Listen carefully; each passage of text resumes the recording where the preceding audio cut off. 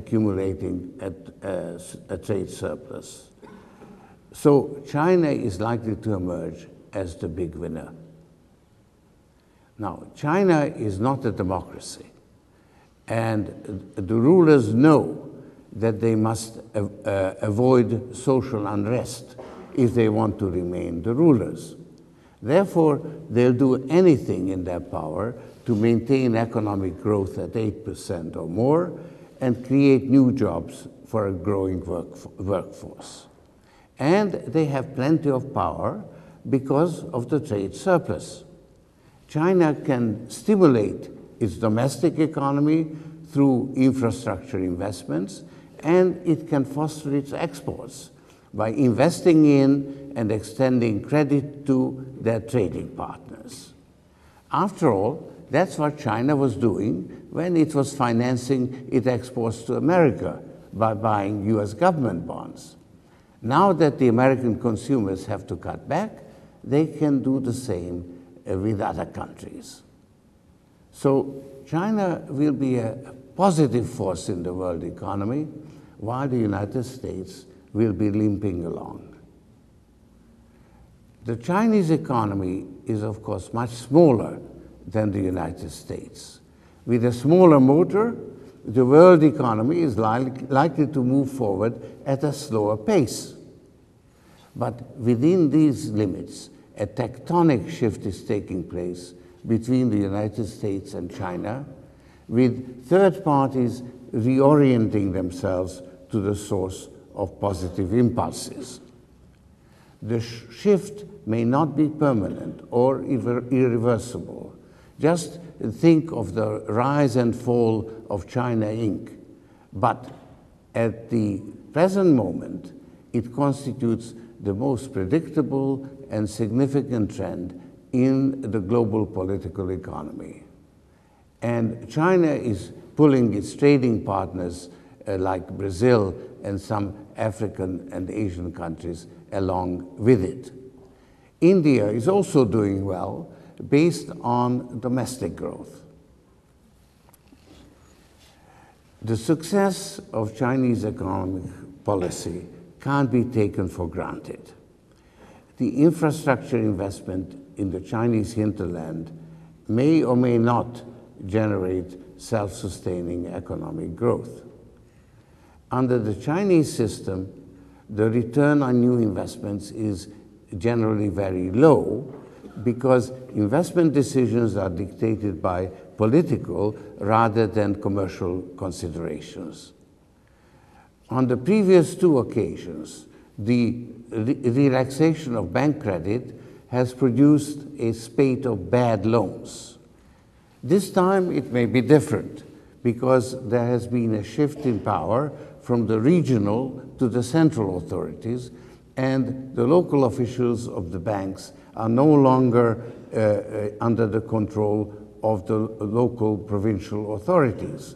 But success can't be taken for granted. Moreover, China may be dragged down by a global slowdown. But if China flounders, the global economy loses its motor. Therefore, the relative success of China is more assured than its absolute success.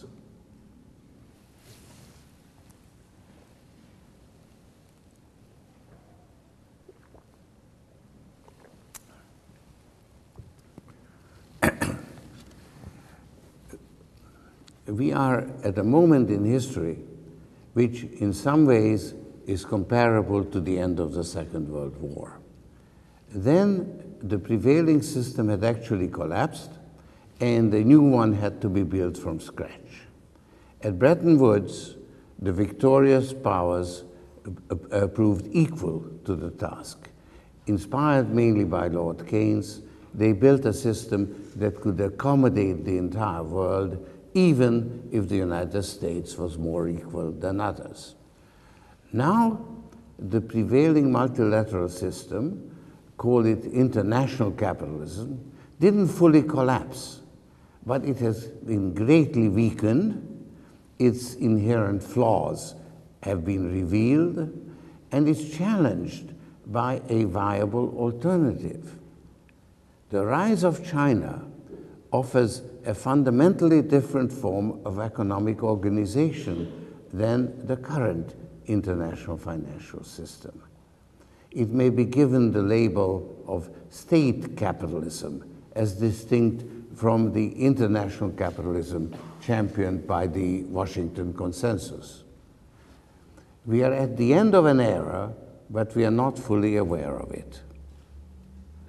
The two forms of economic organization, state capitalism and international capitalism, are in competition with each other. Neither of them is attractive. The Washington Consensus has failed. International capitalism in its present form has proven itself inherently unstable because it lacks adequate regulation. It's also highly unjust because it favors the haves over the have-nots. At the same time, an international system based on state capitalism would inevitably lead to conflicts between states.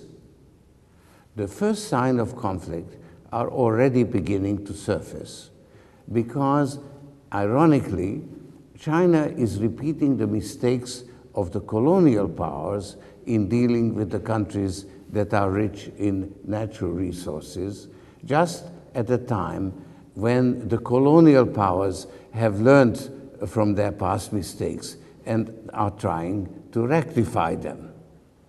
In order to gain access to natural resources, China is dealing with the rulers and neglecting the people.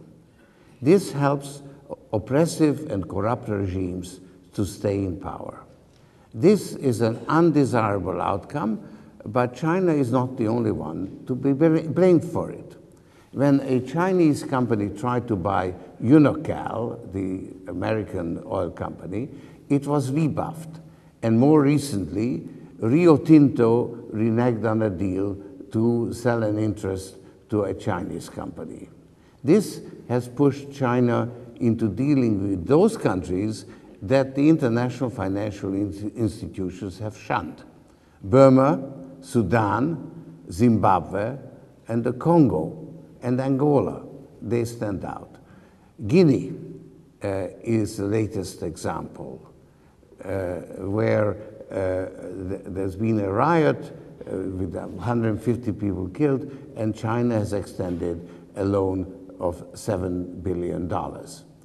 This is becoming a source of considerable friction, which is not in the best interests of China, let alone the rest of the world. But China considers itself the aggrieved party and remains reluctant to join the Extractive Industries Transparency Initiative. This has become the biggest obstacle to the continued success of that initiative. While the prevailing multilateral system will try to reconstitute itself, China will expand on a bilateral basis.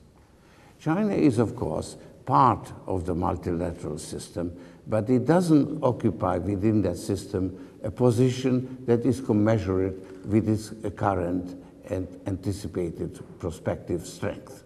Therefore, its participation in the international financial institutions is rather passive, and its active expansion is likely to go through bilateral challenge. For instance, China will complain about the role of the dollar and will promote the role of special drawing rights, but it's unlikely to allow the renminbi to become freely convertible, because that would destroy the mechanism that has allowed the state to harvest the fruits of cheap Chinese labor through an undervalued currency. China will continue to maintain capital controls, but will establish bilateral clearing accounts denominated in renminbi with countries like Brazil. This will diminish the status of the dollar as the international currency without actually replacing it.